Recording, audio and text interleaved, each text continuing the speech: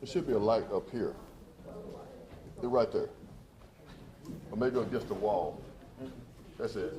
That was it. Switch it again. That one. No, the one on the wall. For Jane, Yes. No, she's just coming in. Jade's okay. Yeah, she's just walking in. So much, okay? I'm going to cover your missing son's case first, and then they're here for some other information too, so we'll move you guys out and then we'll come. Okay, good. Now I'm going to talk about three things as we get ready for the family to come in. The first one is a missing person. Then the second one is of a recent homicide that we made an arrest in. Then, of course, the last one would be of Callihan and Cox, that case, okay?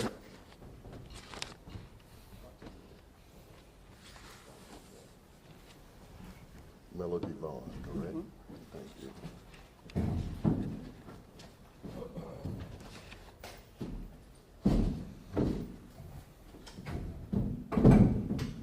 Have the pictures or anything? Do I have any pictures or anything? I got a flyer actually in my car. That's fine, that's fine. We'll make sure we send it. 1, 2, 3, 4, 5.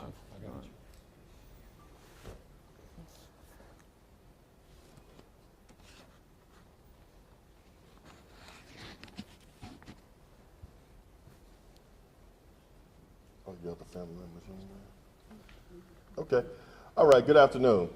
Thank you for coming on a short notice. I have three things I want to talk about today. The first one is going to be a case involving this family behind me, this wonderful family that I've met with before. We want to bring attention to their missing person that is from their family, and it's concerning to me because he's been missing since June 13th of 2022. This is a part of my Stand With Me campaign where I meet with families and I stand with them as they try to get a resolution and some closure to their family. Their loved one, Donald Hewitt, went missing in the area of 5000 Ridgewood Road here in Jackson at an apartment complex. He has not been seen from or heard from since. We are soliciting help from the public to find out what happened to him. We know that people do not just disappear off the face of the earth. Somebody knows something. If you want to be anonymous, you can contact us at Crime Stoppers 601-355-TIPS, 601-355-TIPS, or contact the Jackson Police Department at 601-960-1234. This family deserves closure. They want to know what happened to their loved one. They deserve to know what happened to their loved one. Ms. Vaughn brought to my attention, I met with her probably over a month ago. We have not been able to bring her the closure that she deserves and this family behind me deserves. So please, if you have any information, please contact us. This could be your family. This could be your family next. A threat to her family is a threat to all of our family. At this time, I will let her speak. Again, thank you, and please help us bring some closure to this family. Thank you. Good afternoon. I just want to say whatever information that you have out there, please share it with the Jackson Police Department. It's like Chief Wade said, my son just didn't walk away. But as you can see, he is loved. You know, I love and I miss my son. So whatever you can do, I plead with you. But I also want to thank Chief Wade. There's a new detective on this case, and I'm gonna shout her out, Detective Archie. Yes. She has done more on this case in 24 hours than anybody has done. Yes. So I wanna shout her out today. But I also just plead with you as a mother who loves and misses her son. Please help. Please help find my son. Thank you. Thank you. Is there anybody else who want to say something? Okay. I just want to say that unresolved cases such as this one pose a threat to our community because we have a potential, who knows what, kidnapper or murderer roaming loose and amongst the community. And if his mother cannot sleep at night, there is no way that anyone involved in this should be able to sleep at night. And that's all I have to say. Okay. I do want to add, like Ms. Vaughn stated, we have assigned a new detective to the case, and she's doing an outstanding job. I spoke with her. She's actually in the process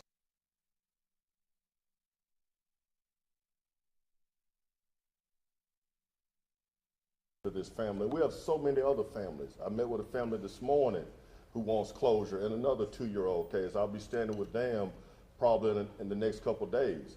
But these families deserve closure. Please help us. Let's push the message out to the community. And guess what? Our citizens in the city of Jackson are tired. They're tired. A lot of the cases that we're solving now is because the community is giving us the information that we need to hold people accountable for their actions here in the city of Jackson. So again, I want to keep this family uplifted in prayer. Let's continue to pray for them. Let's pray that we hold these individuals accountable who's putting them through this horror and terror that they've experienced the past 2 years. Thank you. All right? Thank y'all so much, okay? God bless you, and I'll be in contact with you, all right? Thank you. Thank you. Thank you so much. Thank you so much. Thank you.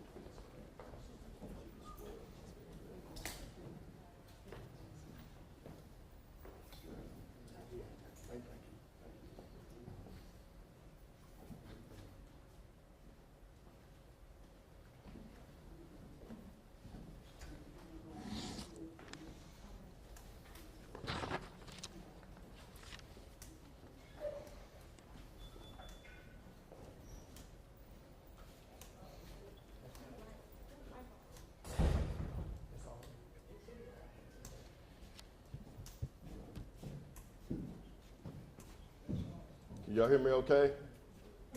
Yes. Sure. Okay, I do have 2 other cases, of course, that I want to talk about. We had a homicide that occurred on June 9th at 1058 Marine Street. We had a young man, Davion Miles, 18 years of age, that was shot down during a drive-by shooting. Thanks to the community again, we got a lot of information from the community via Crime Stoppers. We got information from the community, from video surveillance, from their Ring cameras, their home surveillance system. And what's startling about this case, of course, an 18-year-old lost his life. So my prayers and condolences go out to his family. But the arrest that we made in this case should bring some shock value to you. A 13-year-old black female has been charged with murder and drive-by shooting. A 14-year-old black male, a 15-year-old black male, and a 16-year-old black male have been charged with murder and drive-by shooting in that particular case. It should be startling to us all when we have a 13-year-old involved in such heinous action. We have a 14-year-old, 15, and 16-year-old being charged with murder and drive-by shooting. All these individuals played an active role in this particular case. Of course, I'm not at liberty to divulge much information because of their age, but they are being charged with these very, very serious crimes here in the city of Jackson that happened on last weekend. As you know, last weekend, not this past weekend, the weekend before, we had 3 homicides within 24 hours. The JPD investigative team and patrol team has worked very, very hard to solve those cases. And 2 of those 3 homicides have been solved, and we feel we have some very good information to solve that 3rd one as well. Any questions about the Marine Street homicide? All right, to give you an update on the very heinous act that happened and transpired here in the city of Jackson on last Thursday. Of course, you know now the FBI is taking the lead in the case because these kids were transported across state lines. We should know soon what federal charges they will be facing, but on the state level, the Jackson Police Department have charged both of these individuals with capital murder and sexual battery. Capital murder and sexual battery. They are facing additional charges in Tangipahoa. They are facing federal charges, and we're not ruling out additional charges on the state level here in the city of Jackson and the state of Mississippi as well. I want to commend the many law enforcement agencies that have been working with us in this particular case. And what makes this so significant, We started working this crime scene on Thursday. We did not finish processing that crime scene till Saturday afternoon. We held that crime scene for 3 days processing that crime scene. I want to thank Jackson FBI for their amazing work on this case, the U.S. Marshals, Mississippi Attorney General's Office. I was on the phone with them today. Department of Public Safety, I've been on the phone with Commissioner Tyndall. Really, the overwhelming support we've had from DPS. Capitol Police, NBI is doing an amazing job. I was on the phone with them today. 2 captains from NBI, Hines County Sheriff's Department, Rankin County Sheriff's Department, Byron Police Department. It's been a huge collaborative effort, and also, of course, our Hines County District Attorney's Office. I cannot elaborate on what federal charges. There's a question that would be more applicable to the U.S. Attorney or Special Agent Eckhoff with the FBI, but we anticipate those charges very, very soon, possibly in the next couple days. I will answer as many questions as I can without jeopardizing the case, but we are pursuing the state charges. Of course, we anticipate federal charges very soon. Ross. Chief, you heard Mr. Callihan make public statements to the media on Friday regarding his role in the death of Erin Brunett. What statements has he made to police investigators regarding his role in the death of the young girl? I cannot divulge his entire interview. I do not want to state what he said, but it was pretty consistent with what he said to you guys. He's not denying anything. He has implicated the young lady that we charged as well. We feel we have a very strong case as we move forward against both of them in this particular matter, but he was interviewed by the FBI. They may be able to talk to you more about that. We were present. We did observe the interview. And again, I want to thank all of the agencies that participated. I've said it from day one, their resources and relationships and their power and partnerships. And this showed collaborative, collective effort as we move forward in this investigation. Has he said how he killed the girl and why? We're waiting on the forensic pathologist, the medical examiner. I would assume, and this is clearly an assumption, that she possibly died from asphyxiation or suffocation, but we would have to wait on the medical examiner before we release that information. I did not see any gunshot wounds or anything like that, so it appeared possibly suffocation, but there's yet to be determined. Chief, there were comments about cages. That's raised questions, obviously, about human trafficking. Any additional information suggesting one way or the other whether or not trafficking was a part of this case? It's still an ongoing investigation. We normally don't take 3 days to process a scene. I observed small cages myself, these small wiring enclosures, and there were other things that led us to believe that it was possibly a location that human trafficking could happen or transpire. We contacted Hines County. We contacted Mississippi Bureau of Investigations, their human trafficking division. They came out, they processed the scene. We don't have any state charges yet in reference to that. There may be some additional charges as I speak with NBI and our federal partners as we move forward, but that crime scene was worked very thoroughly. It was worked, extensively by multiple agencies, our units, NBI and the FBI. So if there's anything that was found, we will be able to disclose that in the future, whether there were additional human remains or anything else that would lead to human trafficking charges. What about 6-year-old Callie Brunett? Do we know the type of injury that she has? My understanding, she's still recovering. I do not want to deep dive into her situation right now because the grandparents, my understanding, were en route or have arrived here in Jackson to see about her or take custody of her. But we do know, so sadly that the 4-year-old did not survive her injuries. Chief, is the death penalty being sought in this, and also has the talks of extradition been thrown out there? We are talking about extradition and what that looks like because we have state charges in Mississippi. There are state charges pending in Louisiana. And of course, we have federal charges. So we have a lot of different dynamics working here. Of course, that's going to be up to the prosecutor, whether it's a U.S. attorney or whether it's a district attorney as to what they want to pursue. But I think if there's a case that would definitely rise to the level of the death penalty, this should be it. Because I still have imprinted in my head the sight of that 4-year-old in the woods, dead. Chief, specifically what led to the sexual battery charges? I don't want to talk about that specifically right now. As you do your research as to what entails sexual battery, then you will be able to kind of connect the dots. But based on our investigation, based on our collaborative investigation, and based on his statements, we felt that was the appropriate charge. Sure. Was it related to the younger child or the older child? Both. And so, Chief, do we know what role Ms. Cox played in the death or the sexual battery? Based on our information, she was implicated, and I'll leave it at that.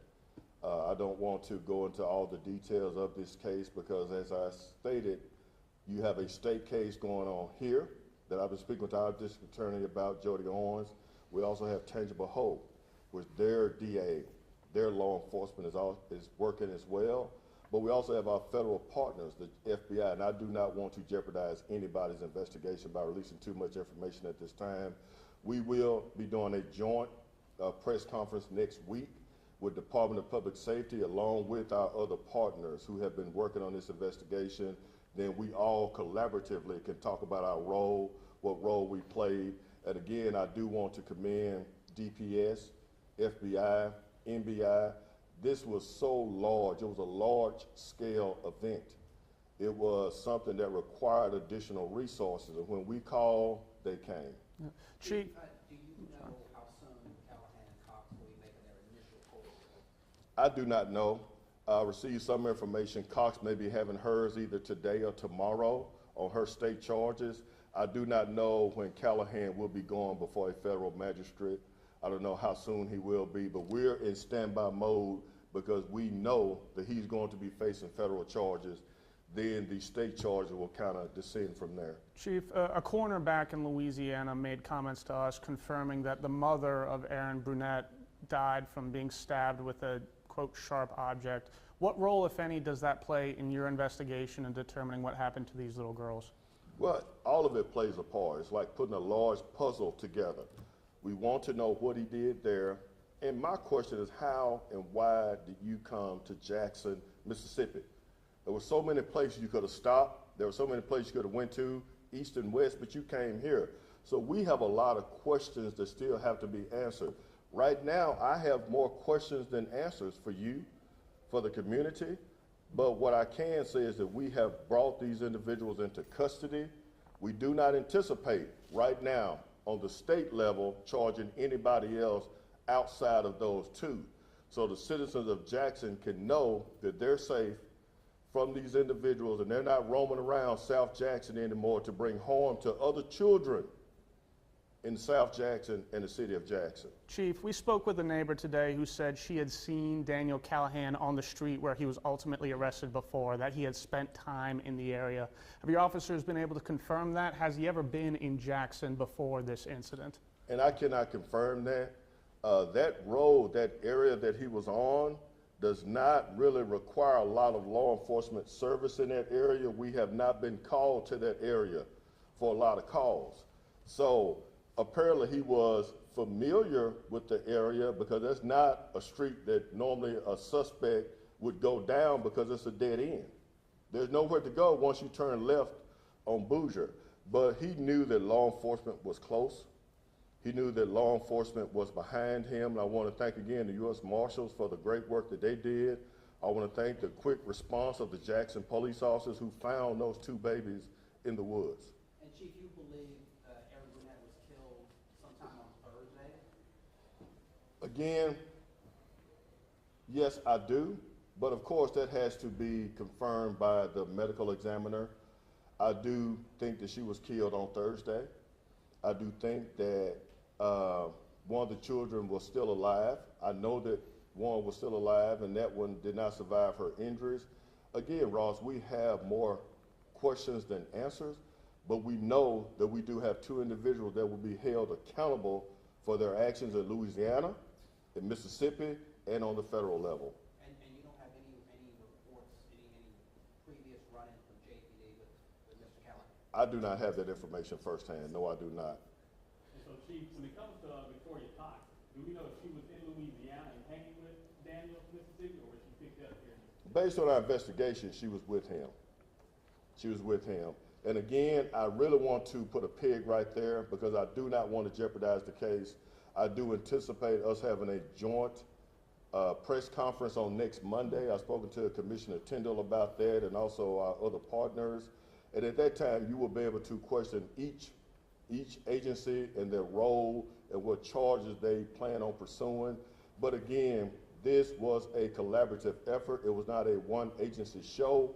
It was a collaborative and collective effort on the state level, the county, federal, and local level. Chief, stepping away from your investigation, but just watching that press conference or those comments that Callihan made last week as a law enforcement officer, how did you interpret what he said in the grand scheme? Well, I interpret that he's a bad actor and that the city of Jackson, Louisiana, and the whole Gulf South region is a better place because those two are behind bars. Because a threat to those two young, beautiful children is a threat to all children. That could happen to anyone's child, what they did to those children. So to hold them accountable for their actions is our #1 priority. And it's very hurtful as a police chief and as a father to see that done to those beautiful children. Okay, one more question. Do we have a motive at this time for these crimes that were committed? I don't have a motive except that he's a bad actor, he's a bad guy, he's a bad person, she's a bad person, and I guess that's the motive. They're bad people doing bad things. All right, as the motive moves, as the case moves forward, we may have a more additional information, but it's very heinous and horrific and sickening what they did last week. Thank you. Thank you. Thank you, guys. All right, thank y'all so much, okay? Thank you, Chief.